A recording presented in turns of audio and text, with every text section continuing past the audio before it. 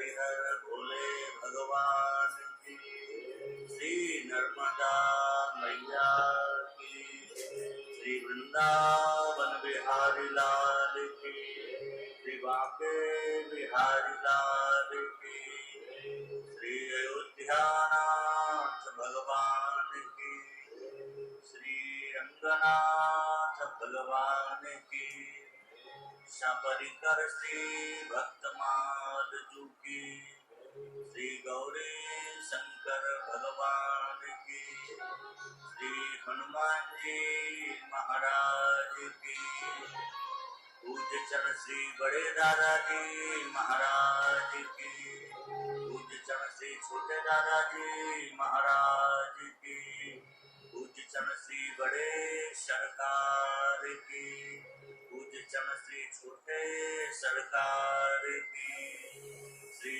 सद्गुरुदेव भगवान की, सब संतन की, सब भक्तन की, सब विप्रन की, जय जय श्री राधे, जय जय श्री सीताराम।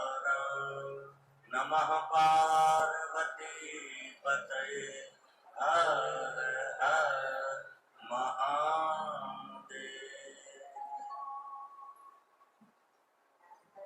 हरिशरणम परम मंगलमय परात्पर परब्रह्म परमेश्वर, भक्त वत्सल शरणागत वत्सल दीन बंधु दया सिंधु, अखिल कोटि ब्रह्मांड नायक कलहेय व्रतनी, पूज्य श्री दादाजी महाराज की महती कृपा करुणा से हम आप सब श्री गंगानगर में दादा दरबार के पावन वार्षिक उत्सव में सम्मिलित होकर के श्री भक्तमाल ग्रंथ के माध्यम से सत्संग लाभ प्राप्त कर रहे हैं। 2 दिवसीय भक्तमाल सत्संग में आज द्वितीय दिवस है। हम द्वितीय दिवस की कथा में प्रवेश करें इसके पूर्व पूज्य चरण दादाजी महाराज के चरणों में सादर वंदन करते हुए प्रणाम करते हुए श्री दादाजी महाराज की संपूर्ण पावन परंपरा को सादर वंदन प्रणाम। दादाजी के रूप में वर्तमान में हम सबको कृपा करुणा बरसाने वाले पूज्य चरण सरकार के चरणों में सादर वंदन प्रणाम निवेदित करते हुए उपस्थित पधारे सभी भूदेवों को सादर वंदन प्रणाम एवं दूर दूर से पधारे दादाजी के सभी भक्तों को जय श्री दादाजी की। आइए अपने चित्त को समाहित करें और दादाजी के दरबार में उपस्थित होकर दादाजी के चरणों में बैठ करके हम ये नहीं कहते कि हम कुछ कहेंगे, कहने और कराने कहने वाले सुनने वाले सब दादाजी हैं। दादाजी जो कहलवाते वो होता है। कल भजन गा रहे थे, सरकार ने उसमें कई पंक्तियां और जोड़ दी।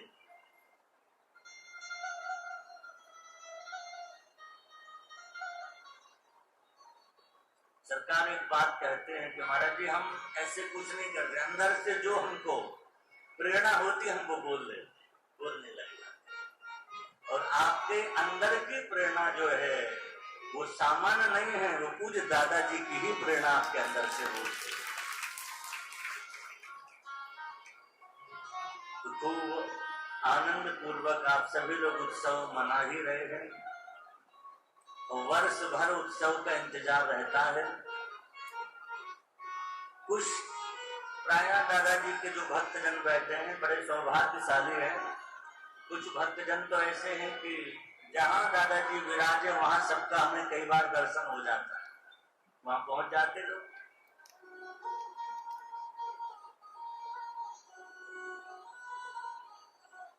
और यहाँ भी श्री दादाजी महाराज ने आपको बुला लिया।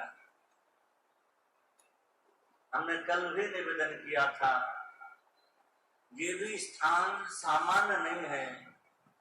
ये सब हम दादाजी के भक्तों के लिए तो ये परम पावन तीर्थ है। पूज्य बड़े सरकार के चरणों की रज यहाँ पर पड़ी। कल वो भैया हमको बता रहे थे एक अनुभव। उन्होंने बताया कि पहली बार जब पूज्य बड़ी सरकार यहाँ संभवतः 1987 में पधारे, आकर के अस्वस्थ हो गए कुछ शरीर में, ऐसा लगा तो डॉक्टर को दिखाया, लेकिन आश्चर्य हुआ, डॉक्टर ने जो अपनी मशीन लगाई जाती लगा के देखा, नाड़ी पकड़ के देखा, कोई भी ऐसा चिन्ह नहीं कि जैसे किसी जीवित व्यक्ति में होता है।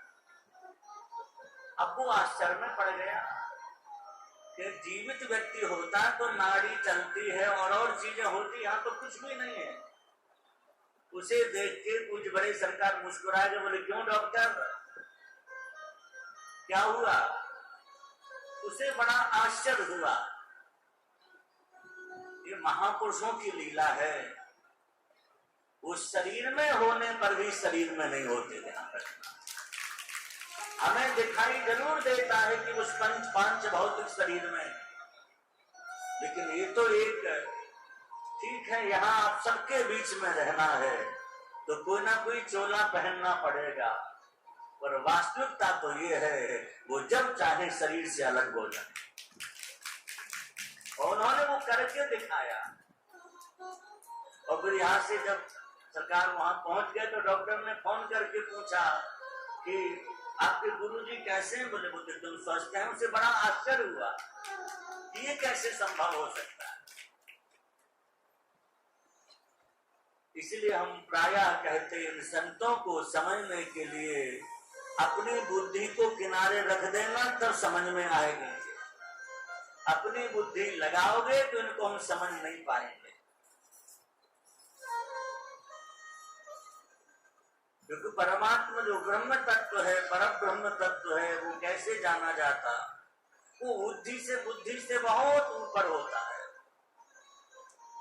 तो ऐसे इन महापुरुषों को हम लोग भले ही न पहचान पाए,